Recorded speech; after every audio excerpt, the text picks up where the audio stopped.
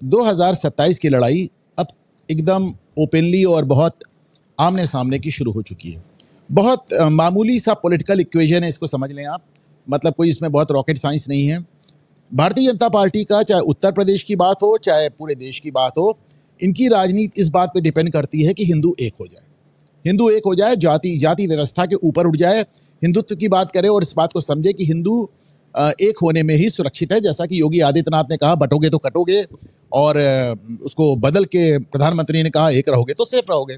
अब जाहिर सी बात है कि अगर भाजपा की राजनीति इस पे डिपेंड करती है, तो फिर वो जो विपक्ष होगा, चाहे वो कांग्रेस हो, चाहे ममता हो, चाहे डीएमके हो, चाहे अखिलेश हो, चाहे तेजस्वी हो, उनकी सारी राजनीति इस बात पे डिपेंड करेगी कि हिंदू एक ना होने पाए। तो अब भाई हिंदू एक कैसे नहीं हो पाएगा? तो पुराना तरीका है साहब, सैकड़ों साल से चला आ रहा है, हिंदुओं को जातियों में बांट दो, और कोई तरीका है ही नहीं।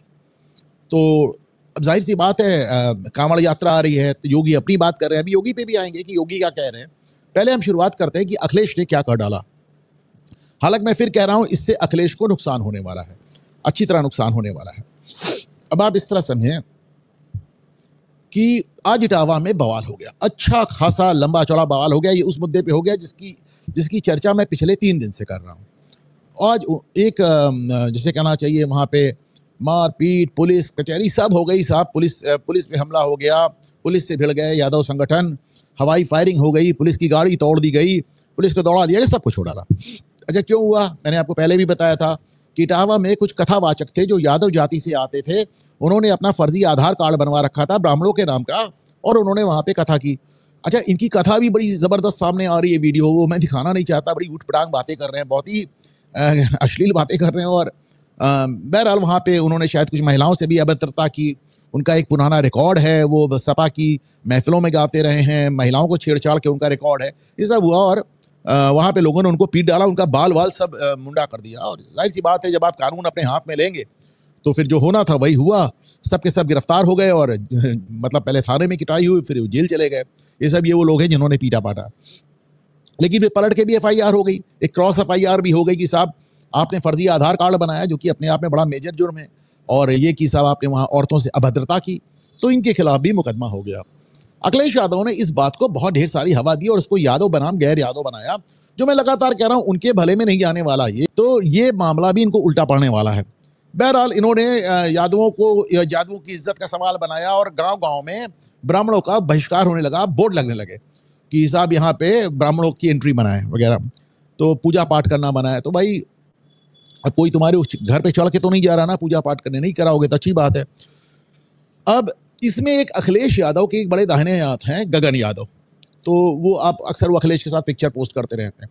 उन्होंने साहब एक कॉल दिया कि चलो इटावा का उन्होंने कॉल दिया कि हम यादवों के सम्मान में आ रहे हैं, और उन्होंने अपनी फौज का भी प्रदर्शन किया कि हमारे पास बहुत ढेर सारे लोग हैं। तो उसके बाद साहब इटावा पहुंचे और फिर वहां पे थाने को घेरा गया। सबसे पहले तो थाने पे ही हमला हुआ। उस गांव में, ब्राह्मणों के गांव में घुसने की कोशिश की, पुलिस ने रोका, तो पहले तो थाने को घेरा गया। आप देखें,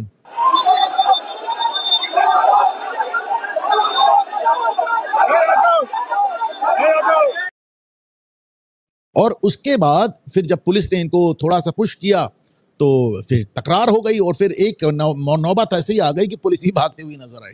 तो मतलब आप देखें, इसको भी देखें।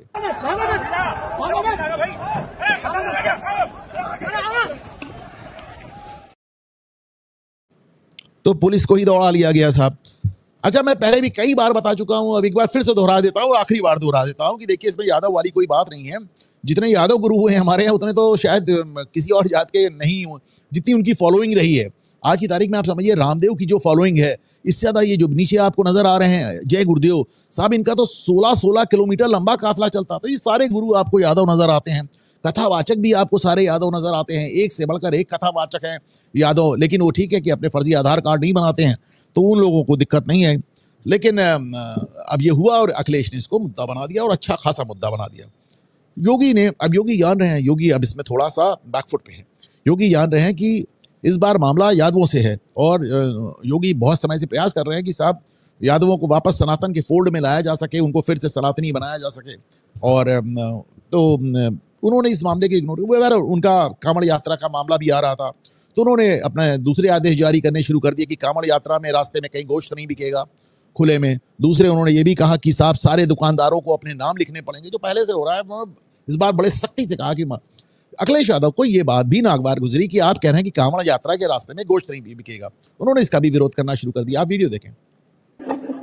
बीजेपी वाले मीट खाते हैं और मैंने अपनी फ्लाइट में अपने बगल में एक बीजेपी के बड़े नेता को खाते देखा है। अखिलेश यादव ये भूल जा रहे हैं कि गोश्त खाने पे पाबंदी नहीं लगा रहे हैं, जो वो कह रहे हैं कि भाजपा के नेता गोश्त खाते हैं और मैंने फ्लाइट में देखा है, अपनी आंख से देखा है, वगैरह वगैरह। अखिलेश को समझना चाहिए कि सिर्फ कांवड़ यात्रा के दौरान रास्ते में जो, अब चूंकि कांवड़ यात्री पैदल चलते हैं, नंगे पैर चलते हैं, पैदल चलते हैं और नंगे पैर चलते हैं, तो दूर दूर से गंगा जल लेके आते हैं भोले बाबा को चढ़ाने। अच्छा, ये भी बड़ी मजेदार बात है, जो काशी में ये जल चढ़ाने जा रहे हैं तो वहां पे भी सबसे पहला हक यादवों का है, सबसे पहला हक यादवों का है। केवल यादव ही पहला जल चढ़ा सकता है। मैं एक छोटा सा सवाल पूछता हूं आपसे। फर्ज कीजिए कि मैं जो यादवों का पहला हक है वहां पे जल चढ़ाने का, फर्ज कीजिए मैं या कोई और आदमी फर्जी यादव नाम रख के चला जाए और जल चढ़ाने लगे, और वहां उसको पता चल जाए लोगों को कि साहब ये तो यादव है ही नहीं, उसके बाद भी पहला हक लेने आ गए, क्योंकि एक परंपरा है कि पहला हक यादवों का है, तो उसके बाद भी कोई गैर यादव पहुंच जाए तो वहां दिक्कत तो आएगी। कुछ इसी तरह का इस बार भी हुआ। बहरहाल योगी अपनी राजनीति खास तौर से कांवड़ यात्रा को लेके, आप जानते हैं वो तो हेलीकॉप्टर से फूल बरसाते हैं। लोगों के नाम लिखवाने वाली बात भी इसलिए है कि बहुत ढेर सारे दुकानदारों को पाया गया कि मुस्लिम दुकानदार ऐसे थे जिन्होंने फर्जी नाम से जय माँ दुर्गा, जय शिव शंकर करके ढाबे खोल लिए। उसमें किसी में थूक रहे हैं, किसी में पेशाब मिला रहे हैं, किसी में गोश्त मिला रहे हैं। सब बहुत घटनाएं होगी, आपको मालूम है। तो इसमें कह रहे हैं अपना नाम लिखो। अच्छा, ये कानूनन सही भी है, सुप्रीम कोर्ट तक इसको नहीं काट पाई, तो उनका अपना चल रहा है कि साहब हम तो करा के।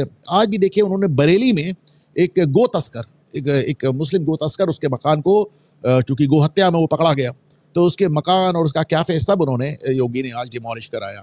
तो ये जुबैर करके है, और उसका मकान, उसका रेस्टोरेंट सब योगी ने अपने अंदाज में, जो कि योगी का जो बुलडोजर जस्टिस जो होता है वो आप इनको देख सकते हैं। अच्छा, योगी की बुलडोजर जस्टिस पे बहुत ज़्यादा आलोचना होती है, सुप्रीम कोर्ट कई बार कह चुका है, लेकिन अब मैं देख रहा हूँ सब हर जगह हो रहा है। पंजाब में जो ड्रग माफिया पकड़े जा रहे हैं, तो भगवंत मान की सरकार उनके घरों को बुलडोजर से गिरा रही है। मतलब आप सोचें कि जो पंजाब में जो क्रिमिनल्स पकड़े जा रहे हैं, जो तस्कर पकड़े जा रहे हैं, ये आप देख रहे हैं, ये पंजाब का है, ये भगवंत मान की सरकार का वीडियो है। ये ड्रग माफिया है जिसके घर वहां पे बुलडोजर से गिराए जा रहे हैं। तो मैंने पहले भी आपसे कहा था कि योगी का ये जो मॉडल है, ये देश दुनिया में पॉपुलर होता चला जा रहा है। और अब तो मतलब लोग कह रहे हैं ना, दिल्ली से मुंबई तक हर जगह आपको योगी मॉडल नजर आ रहा है, हर जगह आपको बुलडोजर मॉडल नजर आ रहा है। और दिल्ली में तो आप समझिए कि बुलडोजर धुआंधार चल रहा है इधर कि मैं समझता हूँ कम से कम 10 मस्जिदें 2 महीने में गिराई जा चुकी हैं।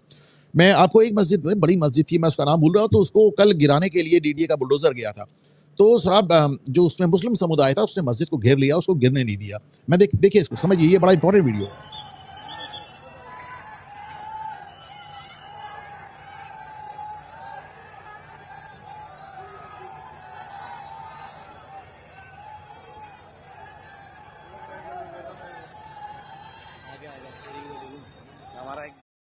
उसको मुस्लिम समुदाय ने घेर लिया, लेकिन आज फिर इन्होंने पूरी पुलिस व्यवस्था की और जाकर आज उसको ठिकाने लगा दिया। तो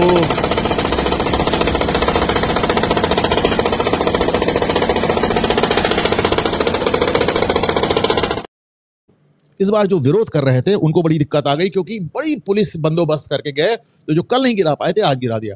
लेकिन इसमें मुझे एक मौलाना साहब जो इसका जवाब दे रहे थे, मुझे उनके 2 जवाब बहुत दिलचस्प लगे, और मैं चाहता हूं आप देखिए, क्योंकि इससे आदमी के माइंडसेट में, उसके दिमाग में झांकने का एक अवसर मिलता है। उन्हें बताया गया कि साहब ये तो पार्क की ज़मीन है, डीडीए का पार्क है, यहाँ पे आपने इतनी बड़ी मस्जिद बना ली। सुने उन्होंने क्या कहा। का हिस्सा पार्क का हिस्सा था, उसमें बना दिया गया। क्या पार्ट कट किया? तुम अपने उसका क्या नाम है, भगवान से लिख के लेके आओ। ये हमारी मिट्टी है, हमारी मिट्टी है, हमारा घर है, हमारी हुआ है, ये हमारा घर है, हमारा घर है। ये क्या ये क्या ये क्या गवर्नमेंट क्या लिखवा के लेके आई है ऊपर वाले से? हाँ भाई हमारी जमीन है, बोलो हाँ या ना। तो गवर्नमेंट की है ना जमीन। कौन बोल रहा है गवर्नमेंट की जमीन है? गवर्नमेंट के अपने पेट से निकाल के लेके आई है, जमीन है हमारी है।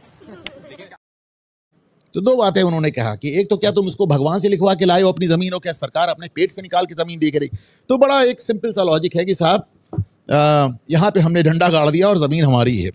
देखें हालात बदल रहे हैं, इसमें 2 राय नहीं है। जी हाँ, कोई देवेश दुबे प्रीत सिरोही जी को धन्यवाद दे रहे हैं। और प्रीत सिरोही एक ऐसे आदमी जो इस पूरे उसमें लगे हुए हैं, तमाम जगह वो कब्जे खाली करा रहे हैं। उनको आप लोग सोशल मीडिया पे you should look him up, उनको आप देखिए, उनको फॉलो कीजिए, उनको मदद कीजिए। वो अकेले ये लड़ाई लड़ रहे हैं और बड़ी लड़ाई लड़ रहे हैं प्रीत सिरोही। तो लेकिन एक आज सोशल मीडिया पे ही किसी ने एक बड़ा दिलचस्प वीडियो डाला। उन्होंने कहा कि साहब मैं बरेली से हल्द्वानी जा रहा। मैं देख के शॉक्ड रह गया। Just have a look.